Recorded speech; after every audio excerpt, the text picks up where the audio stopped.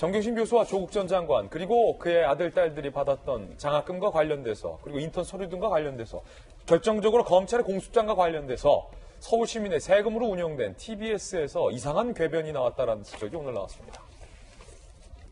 그 주인공은 김어준 씨인데 TBS 김어준의 뉴스공장에서 정경심 그리고 조국 소환 국면에서 이런 발언을 했어요. 논란입니다. 김어준 발언. 자, 정경심의 차명 계좌. 그래서 미용사의 차명 계좌로 정경심 교수가 주식 거래했다.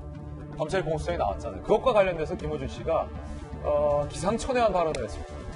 자, 그거는 정경심 씨가 차명으로 주식을 산 게 아니라 미용사나 페이스북 친구들이 급하다고 해서 정경심 씨가 그 통장에 돈을 넣어준 거다.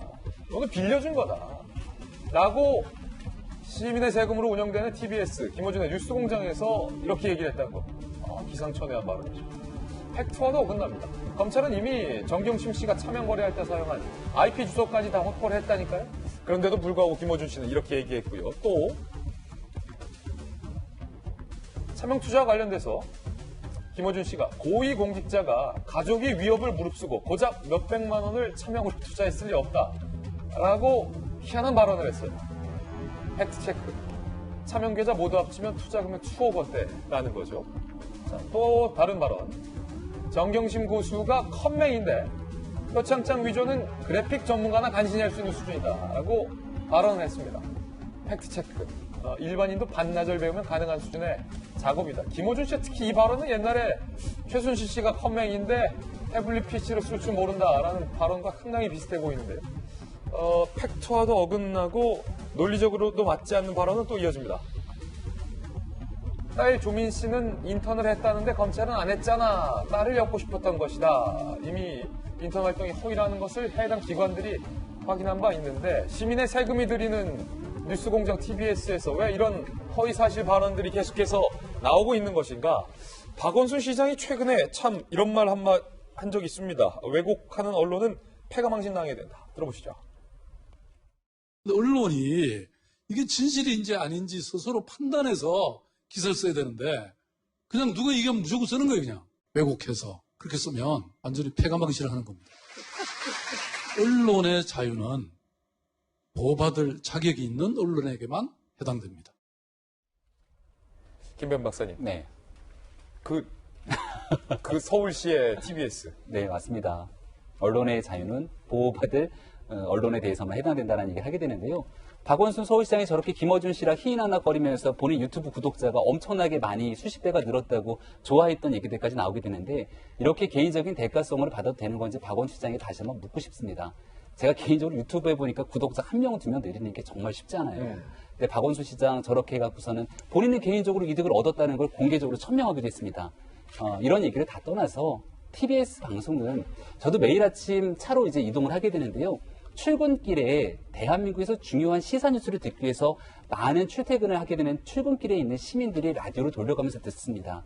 그럼 서울시라고 하는 이 대한민국 국민들의 혈세가 투입되고 있는 방송이기 때문에 국민은 그 공중파에 대해서 더 귀를 기울여서 들을 수밖에 없는데요. 이 전파라는 건 대한민국 국민이 사용하게 되는 공공재입니다. 그런 공공재를 단순한 편파 방송이 아니라 특정 누군가의 사익을 위해서 완전히 사실관계를 왜곡하게 되는 방송을 하게 됐다면 여기에 대한 분명한 조치가 취해져야 되는 건 매우 당연한 일 아니겠습니까?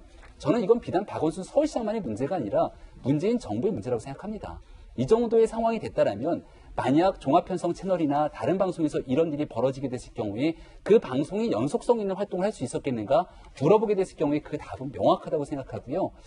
과연 박원순 서울시장과 TBS가 언제까지 이와 같은 방송들을 국민들에게 그대로 노출하게 될 것인지 나중에 세월과 시간이 지나게 되면 그 이면 저간에 있었던 상황의 민낯은 무슨 일들이었는지도 똑똑히 다 밝혀지게 될 상황이 오리라고 보고요.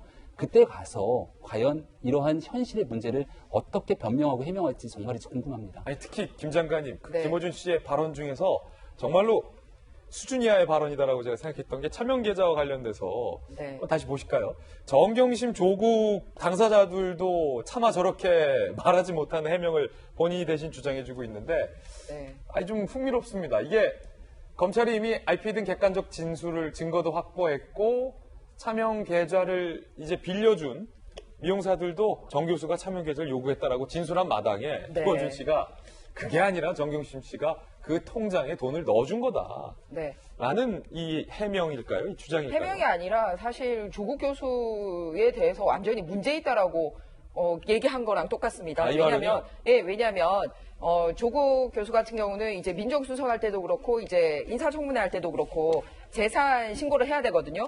그렇다면 만약에 정경심 교수가 부인이기 때문에 저렇게 미용사에게 돈을 빌려줬으면 사인간 채무 그거를 내야 됩니다.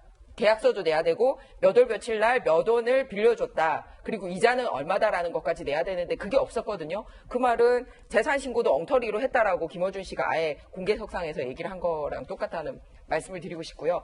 이 발언뿐만 아니라 이제 교통방송 운전할 때는 많이 듣게 되잖아요. 예. 그죠? 그런데 허위사실 유포로 17년부터 지난달까지 총 제가 보니까 14건이나 방송통신심의위원회에 걸렸더라고요. 우리 왜 패널들 중에 말을 약간 좀 잘못하거나 하면 앵커가 중간에 사실은 이렇습니다라고 방송 끝나기 전에도 바로바로 아는 한도 내에서는 고쳐주려고 예. 하시잖아요. 그죠? 예. 그런데 허위사실 유포로 17년부터 지난달까지 총 14건이나 걸렸는데 그중에 11건이 이 김어준 씨 방송이라는 거예요. 이쯤 되면은 이제 소위 현 정부가 가짜뉴스와의 이 전쟁을 하겠다라고 했는데 이걸 이렇게 내버려 두는 것도 문제 있는 거 아닙니까? 그래서 이 부분에 대해서도 우리는 하나만 걸려도 막 불려가서 방송통신심의위원회에 막 정말 이렇게 닥달을 당하고 그러지 않나요? 방송사에서?